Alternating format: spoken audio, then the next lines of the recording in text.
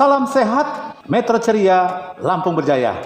Teman-teman Somse, Sobat Metro Sehat. Kembali kita dapat bergabung bersama ID Metro untuk berdialog atau kalau kita bisa pintar pakai ilmu. Ngupipai. Teman-teM sekalian, hari ini kita akan berdialog tentang beberapa poin tentang masker double, kemudian vaksin 5M, dan kemudian bagaimana isolasi mandiri yang benar dan nyaman. Mohon dengan sangat untuk teman-teman bisa subscribe, kemudian like, dan kemudian share ke orang-orang lain atau teman-teman kita supaya acara kita ini dapat berlangsung terus. Dan kami akan berikan informasi-informasi positif terutama tentang kesehatan. Narasumber kita siang hari ini yaitu Dr. Ronald. Selamat siang, Dok. Selamat siang Om Chandra, selamat siang Sobat Somse. Asik. Ya. Sobat Metro. Ya. Sehat. Sehat ya? Dokter sehat ya? Saya sehat. Apalagi tadi baru dapat iya. asupan ya. Iya, okay. Asupan gizi. Gizi ya. Kita bicara tentang masker dulu. Ini kan sekarang lagi viral ya. Tentang apa itu masker double. Nah, sejauh manakah efektivitas daripada masker yang didabelkan ini dalam mencegah COVID-19? Iya, Dok. Jadi kita harus tahu juga bahwa sebenarnya masker itu adalah untuk melindungi kita dari infeksi virus corona dan juga melindungi lingkungan kita dari kemungkinan virusnya ada dalam diri kita. Sehingga dulu ada beberapa masker yang kemudian awalnya digadang-gadang bagus, kemudian ternyata tidak direkomendasi seperti masker kain N95 dengan flip di pinggirnya. Dan yang terbaru ini sekarang adalah masker double. Apa sih maksud masker double? Masker double itu sebenarnya udah diteliti nih, Bang. Dulu diteliti bahwa masker bedah aja cukup efektivitasnya. Katanya nyampe 90%. WHO sendiri belum pernah mengasih kabar yang detail sih, tapi CDC Amerika bilang jauh lebih baik efektivitas bila masker bedah didobel dengan masker kain. Terutama pada kejadian-kejadian bersin. Jadi kalau kita berhadapan dengan orang, lalu ada orang bersin, itu masker double itu efektivitasnya lebih bagus daripada hanya masker bedah saja. Atau kita bersin terhadap lingkungan. Tapi kalau ngobrol gini biasa, sepertinya sih masker bedah aja cukup. Tapi tidak berlaku dengan N95 atau KN95. Karena kalau N95 dan KN95 efektivitasnya 90%. Ini kan double katanya ya. Iya. Nah, ini kan mau diketahui ya, yang double itu yang gimana sih? Masker yang double itu apakah memang 2 masker kain didabelkan atau 2 masker bedah yang didabelkan atau bagaimana? Nah, ada Bang, ada gambarnya nih. Nah, nih. Kita lihat ya gambarnya. Ya, okay. Di gambar ini kita lihat bahwa masker yang disarankan untuk ganda itu adalah masker bedah karena efektivitasnya hanya 56%, didobelkan dengan masker kain. Dengan susunannya adalah masker bedah dulu di dalam, masker kain di luar. Jadi nggak bisa terbalik ya? Kalau masker N95 atau KN95 itu efektivitasnya sudah di atas 90%. Jadi kita tidak menganjurkan masker double dengan N95. Demikian juga kita tidak menganjurkan masker bedah di double 2, itu nggak dianjurkan. Juga tidak menganjurkan masker kain di double 2. Yang dianjurkan adalah masker kain dan masker bedah, di mana susunannya adalah masker bedah duluan dan masker kain di luar.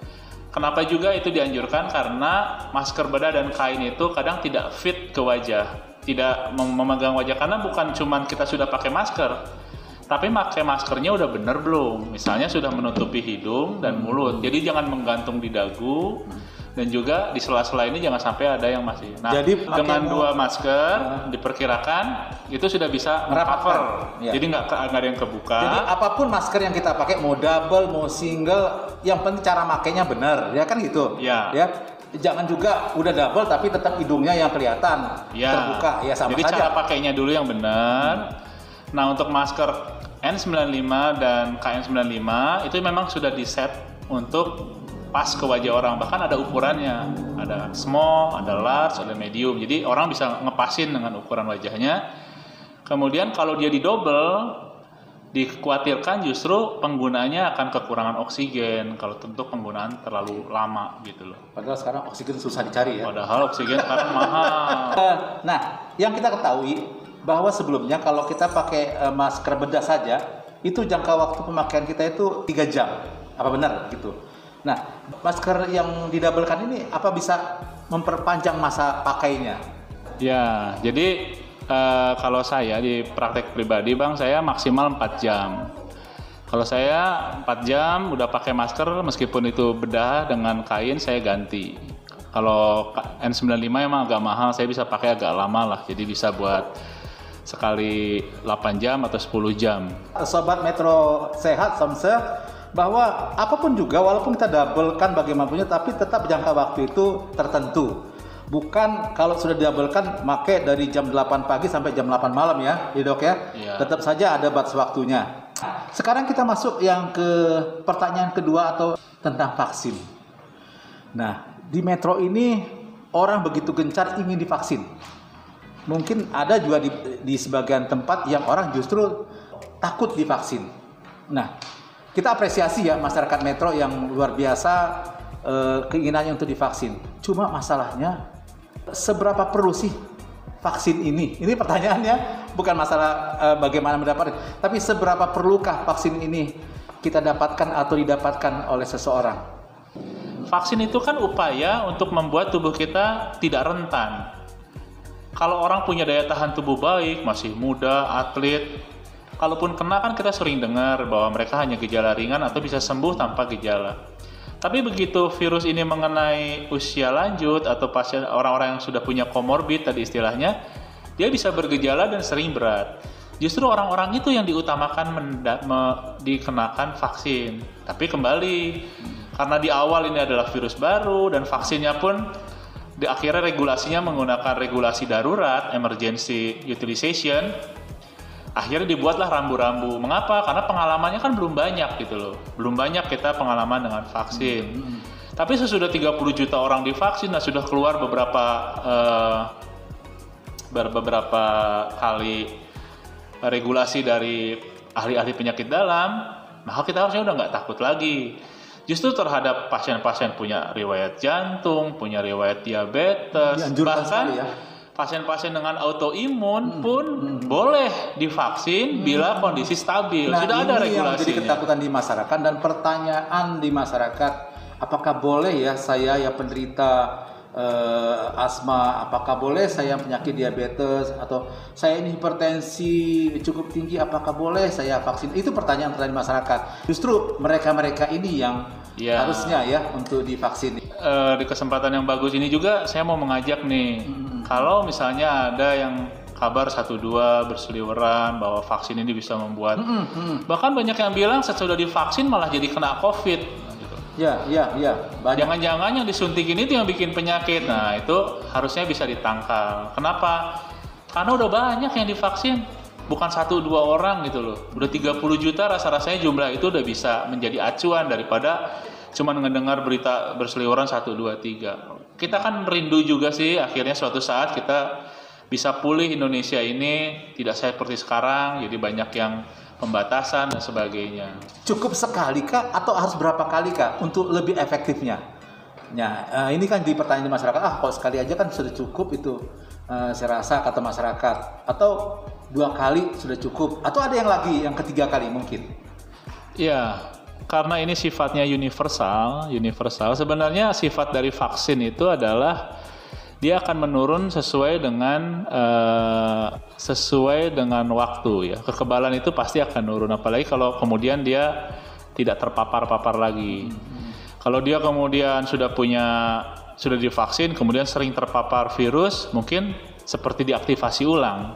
Tapi kalau orangnya bagus menjaga prokes, jarang terpapar orang COVID, imunitas itu pasti turun. Hanya perlu diperhatikan bahwa ini adalah sistem perlindungan semesta. Kenapa?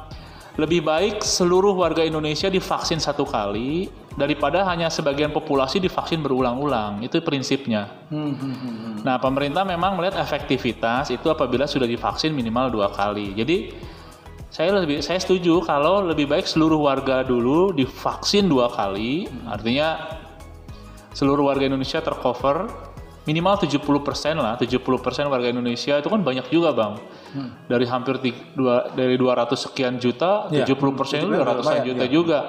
Tapi itu bisa divaksin belum 2 kali. Belum anak ya jumlahnya itu ya. Ya, sekarang kan udah mulai nih. Di atas 12 tahun sudah mulai.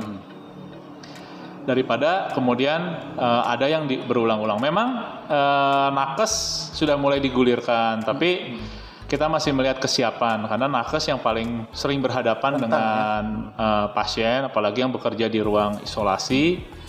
Dan kita sudah sering dengar lah perawat nakes-nakes yang di ruang isolasi kemudian terkena. Dan saya mau bilang bahwa saya mau kasih kesaksian bahwa nakes-nakes yang merawat pasien isolasi atau yang kena, tapi karena sudah divaksin, angka morbiditas dan mortalitasnya menurun. Kita ingat nggak waktu awal-awal corona ini merebak, berapa banyak dokter yang meninggal banyak, setiap hari kita nggak dengar berita duka. Sekarang ya mungkin banyak juga kita nggak dengar berita si ini kena, si itu kena, tapi yang sampai fatal bahkan sampai meninggal kita udah ngelihat angkanya jauh berkurang. Jadi jangan takut, vaksin ini akan kelihatan kalau kita udah bisa semua, ingat semua. Jadi nggak saya udah divaksin saya aman, tapi kalau tetangga saya belum divaksin sama aja perekonomian lumpuh. Jadi kita divaksin itu bukan untuk diri kita sendiri ya, tapi juga untuk orang lain ya yang ada di sekitar kita.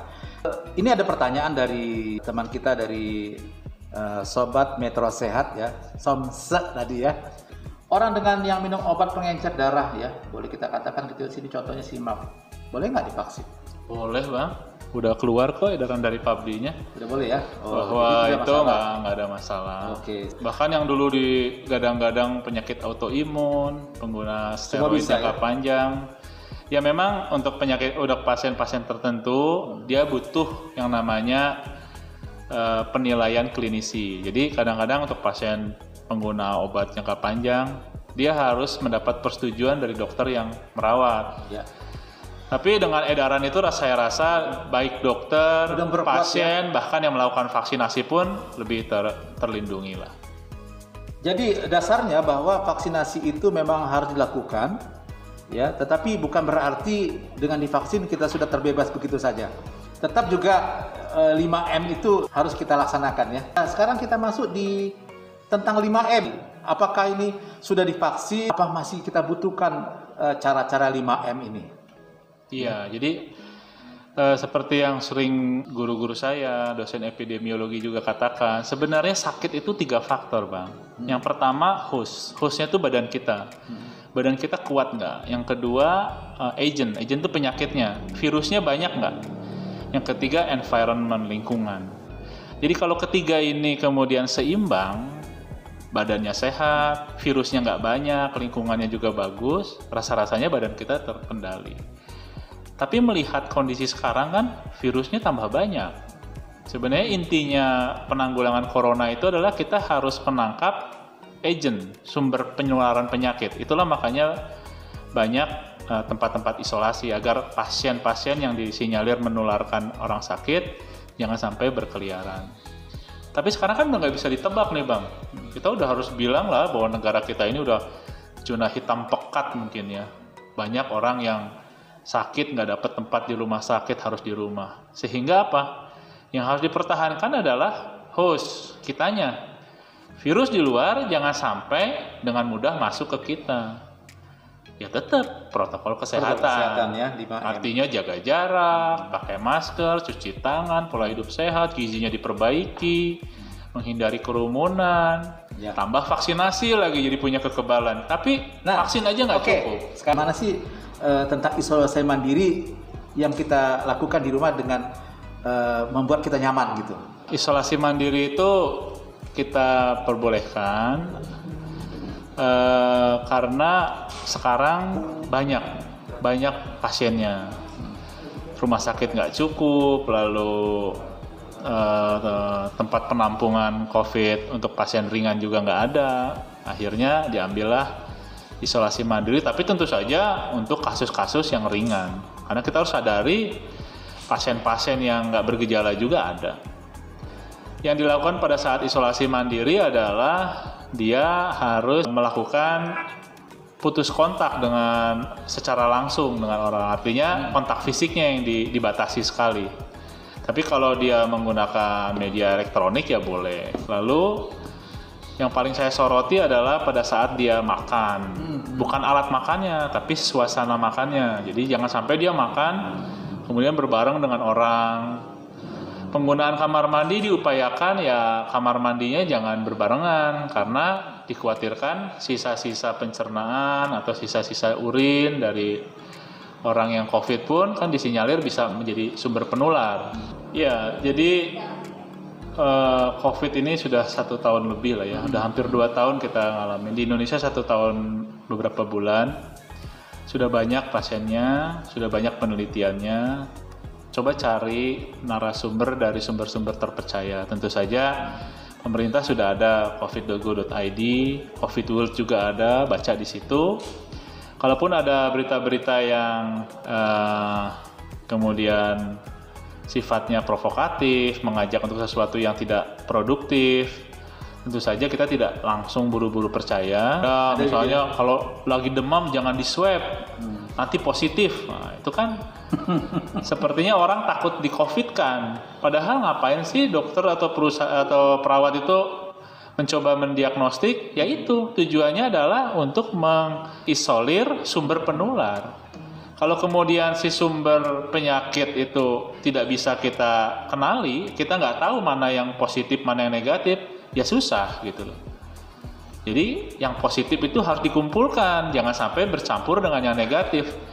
Nah sekarang kalau yang positif nggak mau dicek biar jangan nggak ketahuan positif, gimana juga gitu loh. Karena kesehatan di sistem COVID ini adalah kesempatan bersama. Nggak bisa saya sehat sendiri, yang lain sakit ya terserah, nggak bisa. Karena suatu saat kita bisa kena juga kalau agentnya terlalu banyak. Misalnya satu kampung kita semua positif, kita mau ngurung diri di rumah pun ya akhirnya bisa positif juga. Ya, yang kita khawatirkan rumah sakit sudah tidak bisa menampung lagi ya. Ya, dengan kita membatasi aktivitas, menghindari kerumunan, kita akan menghindari orang positif dalam waktu bersamaan sehingga tenaga kesehatan masih sempat melakukan pelayanan. Tapi kalau semua berbarengan sakit, malah si nakesnya juga sakit, ya sudah lumpuh semua gitu. Oke, baik Dr. Ronald, terima kasih ya. Kita dapat masukan, dapat ilmu, dapat informasi yang positif tentang COVID ini. Nah, sekali lagi saya ucapkan terima kasih kepada Dr. Ronald. Jangan bosan-bosan nanti memberikan satu informasi-informasi ke masyarakat. Sampai di sini pertemuan atau perbincangan kita ngumbar pintar pakai ilmu, Ngupi Pai. Bersama Somse, Sobat Metro Sehat.